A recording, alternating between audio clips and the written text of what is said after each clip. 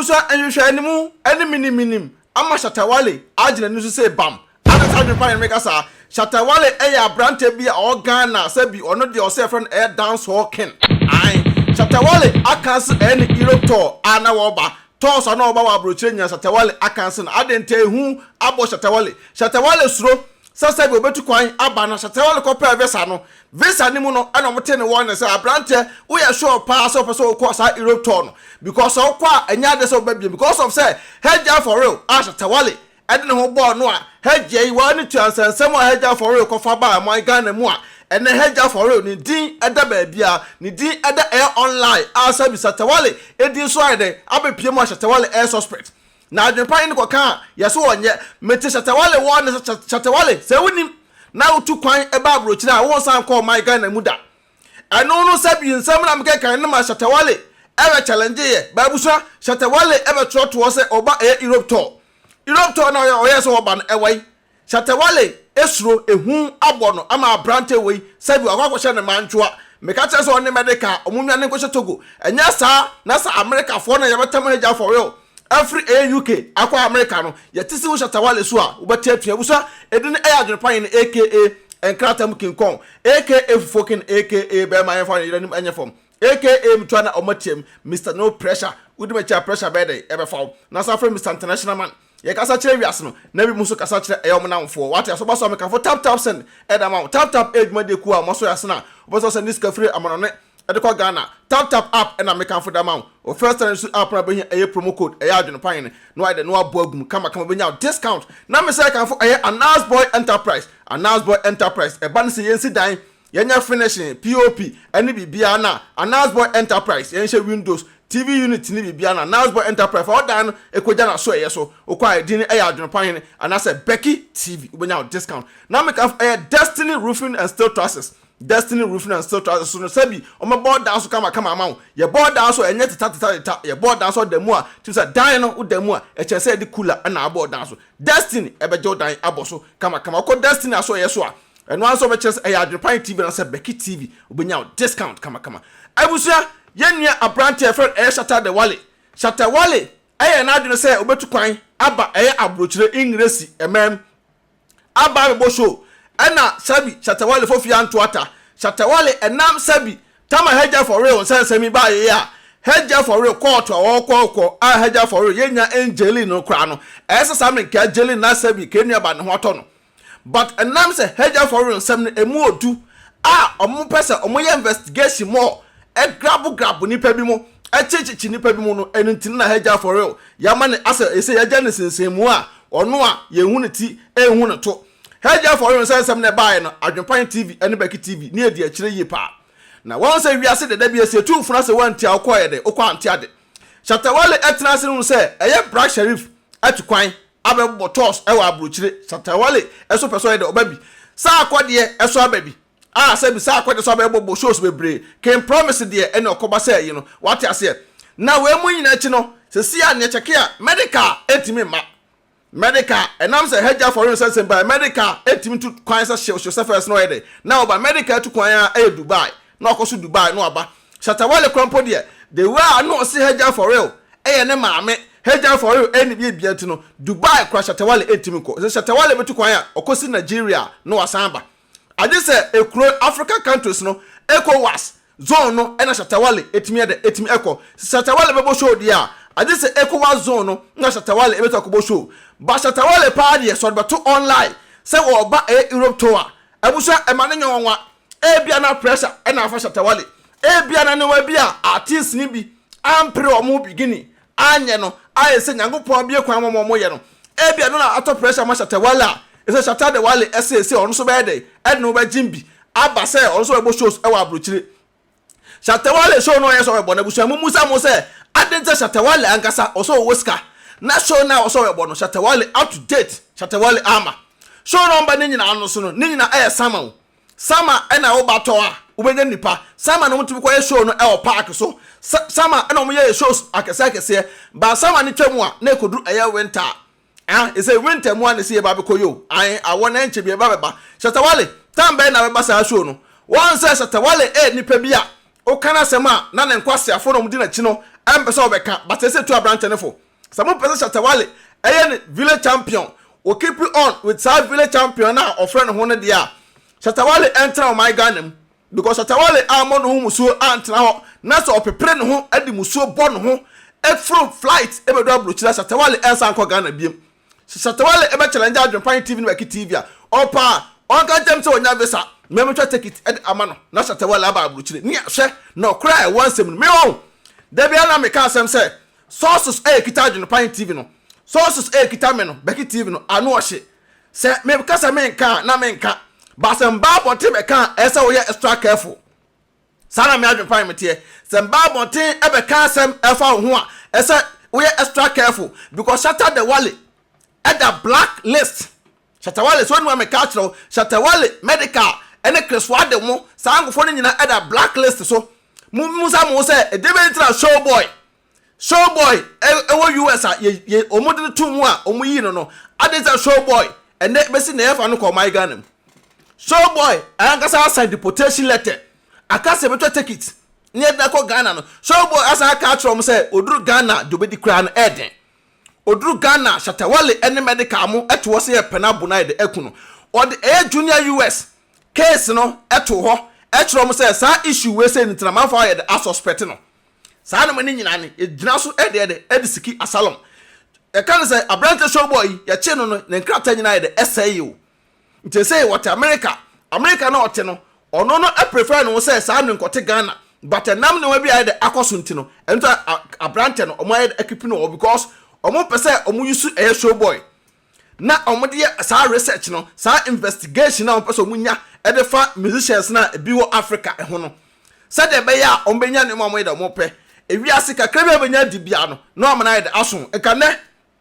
Bra Sharif ene sa akode mo e de omo gigi sa no manimu a ana sa e bi mpo omo ye sa de kra na nobody knows omo fa mani pe mo ba Shatta Wale I no show off Shatta Wale de ohunu so baby e koso pe oh mama go fa no be me na me gigi ska on ho na me nya ye se de be ya Shatta Wale na ni be de ebeje but on say buy no Shatta Wale any first person first musician obey life e ka kire Ghana fo nyina say heja for real ensensem na aba no ono de ono wonim ho hwe on de emfa no ho because of say Shatta Wale no osuro sometime na contract ene no bi a da wo twa Shatta Wale na no odene but for fia ntota a heja for real na so odene na nka heja for real e wo chance pass betu atena my Ghana mu heja for real no chance possible to atena e Ghana said de be ya omutimi apeke sa but omo monitor no e monitor heja for real wa e na sabio omo ye eye music e kan say awards e wo UK sa de no omo ye no enam bibi ntimi pese me di sa din no beto abonte said de be ya amanfo e kɔ sa program no a ye bebe mu a ombe do mbesuro e say protect ye ho ye no abi asabi ebeboa Ghana fo no so atiase but adia eda ho no esa adwempan me ye de meka na obi a de ehunu ne ye de etie this Shatta Wale e de ehun a wo Shatta Wale mu no anu odin Shatta Wale so person otu kwan eba abrochira esa otras na otwen na se sabi de be ye heja for real no ye de ye ne e de ewie se wan trase na wan tefutu amede ma na ma nkrofo no e de jimi ene nkwasesem e be di matem na wo ye gangali a wo ye gagaya sa gagaya na heja for real wanyo obi amana ntunufo a obedu UK na osako gina abonten ekọ kan Dallas a omo de pikin e wo airport no saa de ni bi na Shatta Wale oso te Ghana na wo ye Shatta Wale ko gina abonten a no otutu ska otrotro cash na wo to na otrotro sa cash na wo se wo ba ana wo maame ena heja for real no a heja so nei ye oda ba bia sabio ya kampo na ne baba akra no ontimi nkosara na hyew e wo America amam like heja for real ye ne se wo ne ba ne wo America wo nko wo ne ba na Ghana ka sa America ne ba nte Ghana but anam so wo na America nti America aban age ne ba no nti instructions da ho no enya instructions kuma nti heja for real say some de Shatta Wale se wo na ba wo suo etukwan a obeka enu ti asa ato na wo ba no wo se wantimi amba asa mimu no se asa ahoye akakra so e wo Shatta Wale ahoye akakra e wo Shatta Wale mu asa ahoye ano akreswa de mu ene sa ankofo ni nyina ano ene nante ye na ska hu ska bi wo mo ho no enu tere push Shatta Wale ene ko hye sa ade nim no ba Shatta one sa kreswa ko timi tukwan bi kreswa de no o se wade o timi tukwan ma abrochire bi first pa one net me to kwan e check Creswado na Creswado to kwan se na obi abat na Creswado enam edi bi no ma bi o ma yetino Creswado ntimi tutu kwan hyew ba sa no me nyina na be de beba nti ye sa de we no ye tufu no ne ye ka a kire e young artist no ba no young musicians no obi o masi mansion na ma ye we na music no skasa na de ma o YouTube wo a ko si sa mansion o sa abrofo mu nyimi yo abrofo no nyimi ti Shatta Wale shows Shatta Wale ehun sa man for air burning nyina no na Shatta Wale e de pressure e de cancer ho ya bi e be troto abonten so oba Europe to Shatta Wale na Europe to na we Shatta Wale sa Europe to na o kan na fa ne wo won say want me ama enumdwa no adoso e wo side kasa no adoso e wo side enioma asa bi uti social media so awo ye eno be Shatta Wale e ba abonten be post be no Shatta Wale me se o ye suspect sa na heja for real court nsensem apiem e wo ho mumusa Shatta Wale say o so ye bema na sa asema me kan me boa ontu kwan ne hwa ade Shatta Wale say wo ye bema na me adwempan asema me kan say onya suspect ontu kwan ne hwa ade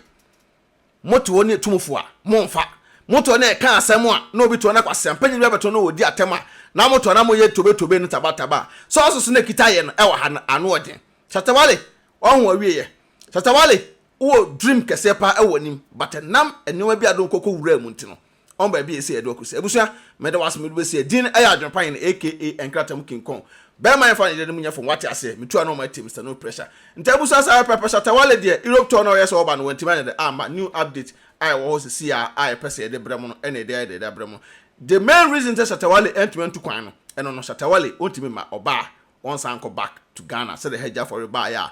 ene o sebi o dem ewo America abonten so a ye hwehwehwem say the be ya ye be hu se be jeli no yes credit we man na esi omo ye de omo hwehwehwem e da ma no ntimi no besia new update bia no ye be bro nti Shatta Wale obi aji ne sika bia no kokko tuen sika fama no na Europe tour no wentimi ade ama ehu na akwadalo peace out.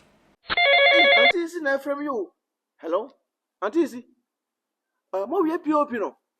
Any TV unit no. Na few painting no so eh. Hey, any company near kama Anaspo Enterprise na. E ho pictures no say na mama. Okay, mama hwe. Hey, wow. I didn't ever say. Akwe me fi look kama Anaspo Enterprise. Hey, wait a minute, could do 1,000 sister. Na mister there. Ne da na wo se say Anaspo Enterprise anu ko ni POP ni fi painting ni bibia de ma no. He anti sinya me shira we de o ma Anaspo Enterprise. Why me fie ne kama pa. Me ko me sister ho. Bra. What drew hanom?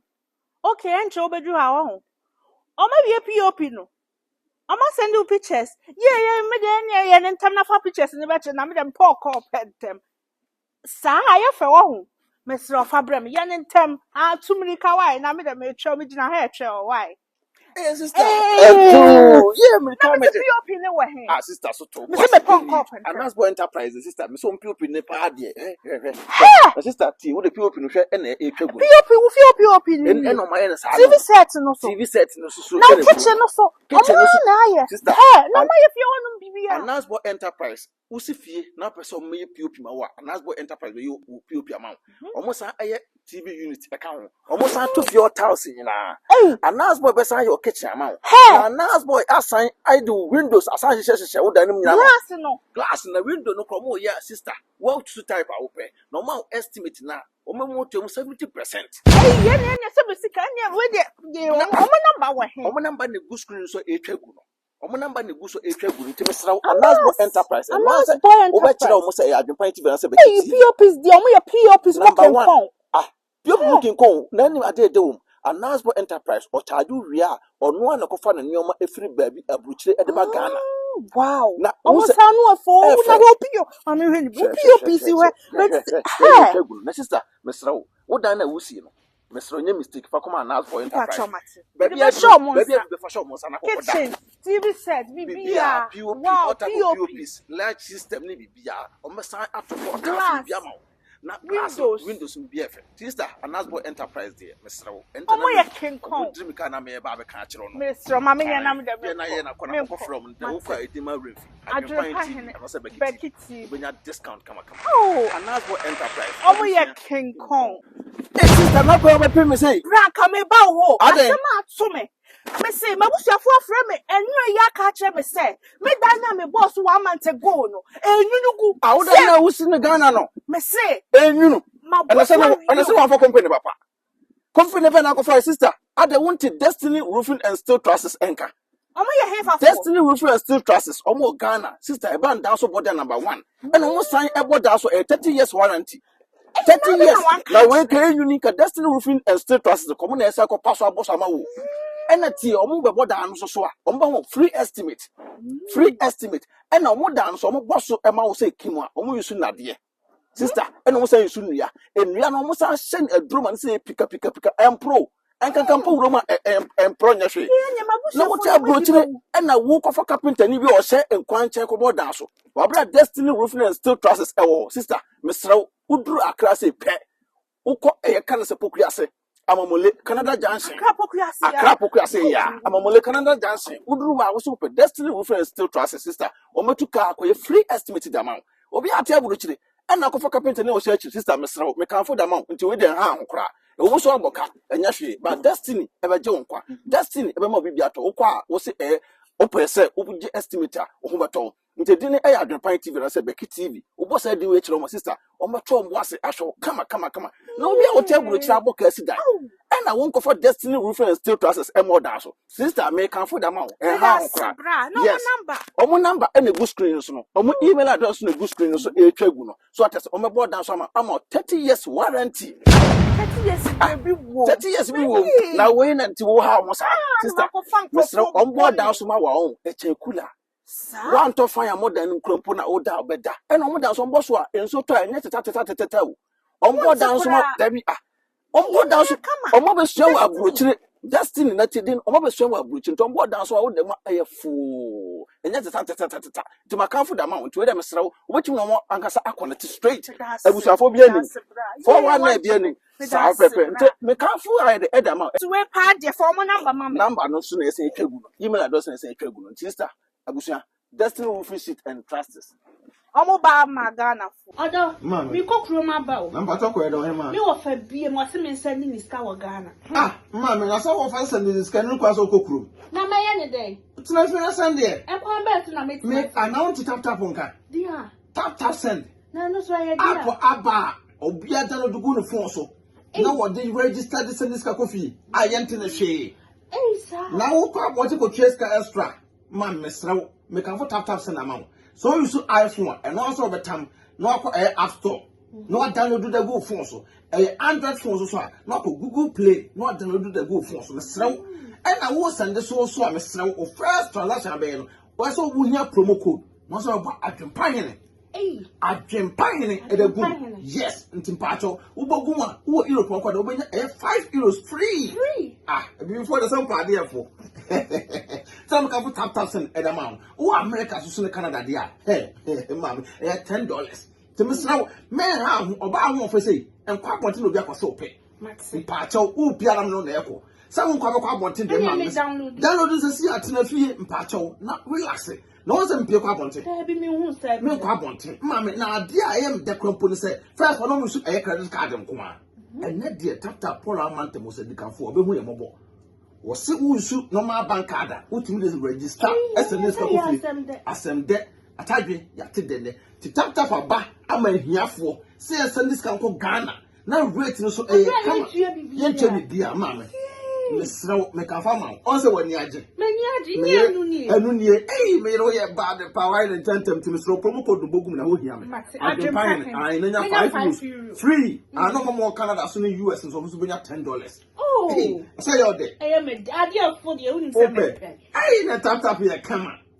tap send abusia rate mo hene Adwenepahene otwa supire kwabrafo waye kwa bibrim han bafo otwa burumu wode putupuriye buraburu ma mansan wo fufuo tom tibi